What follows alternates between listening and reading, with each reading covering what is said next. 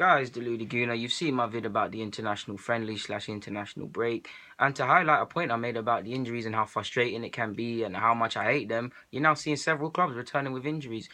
Players returning to their clubs, better yet, with injuries. Let's talk about them.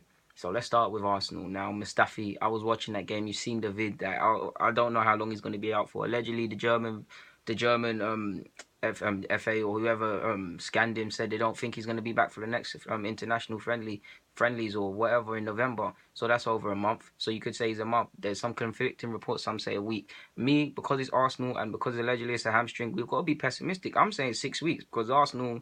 If we're told 2, that means a month. So I just add a little 2 weeks for tax. So Mustafi's gone. Holding's gonna have to play, and I like Holding. I've got faith in Holding. He'll let you down because he's young, but he'll also do some great things. Holding's my guy.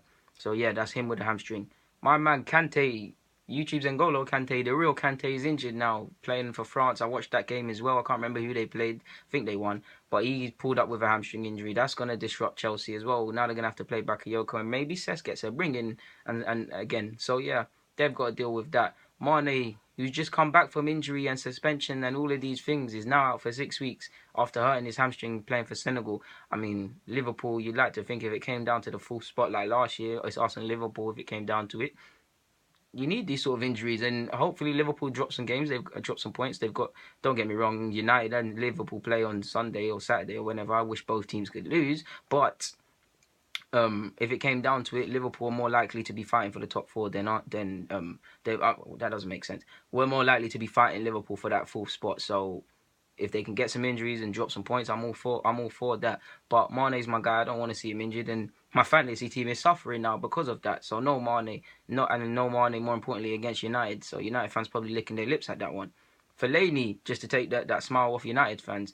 Fellaini, I don't know what it is, if it's a hamstring, if it's a knee. I'm seeing all sorts of things. So I don't know how long he's out for. But now there's no Pogba, there's no Fellaini. So that means Matic and Ander Herrera. One more injury, I don't know who they're going to play. So they're down to their bare bones. They're playing Liverpool like I've just previously said. So both people have to hold L's in that. Spurs are lucky, man. I don't know, to my knowledge, no Spurs player is injured. Every Spurs fan got lucky, and every Spurs player got lucky in that there's no injuries, and everybody reports back to full fitness when they return back to North London. So happy days for them. It's a pretty annoying, but yeah, they get away with it. Josh King, Brad Smith, and Ryan Fraser, all of Bournemouth, all got injuries as well on the international break. So Bournemouth don't typically start the season well, and they haven't really. They're likely to be fighting for relegation or in and amongst the bottom half. I believe they finished 9th once, but yeah, they're more likely to be doing that. They need every player they can have. They need all their players fit, especially Josh King, who got 20 goals or something. Did he get 20? He definitely got more than 16 or something in the Prem. So let's just say anything from 16 to 20. So he was very much at the forefront of their goal scoring exports, and they need him, to be honest with you. They signed Defoe, but he's good for like 10 goals, but they need him. So they've lost a lot of players. Joe Allen has suffered concussion. I believe he's still at Stoke, so he suffered a concussion. So you can see how annoying this is for managers. Like, imagine sending Mane off, Mane in decent form, Mustafi, Kante, all of these players. Imagine greeting them off to go and play for their country, and then you plan your tactics for the next game. Like if you're Liverpool United, plan for each other. You now hear several players are injured. You're going to be annoyed, and there's nothing you can do. The main annoying thing about it is they're injured, not even playing for their clubs. In games they really didn't have to really play. Like Kante and Mustafi Mustafi had to kind of impress, but Kante really didn't have to play. Mane didn't have to play to a degree. So yeah, even if we look at Lukaku, I mean, there was rumours he was a bit touch and go in regards to his fitness while he's been on international duty, but he came off the bench, I believe, against Cyprus. Now, touch wood, I like Lukaku. I don't want to see him injured, but let's just imagine he got injured now. Who is going to take the blame?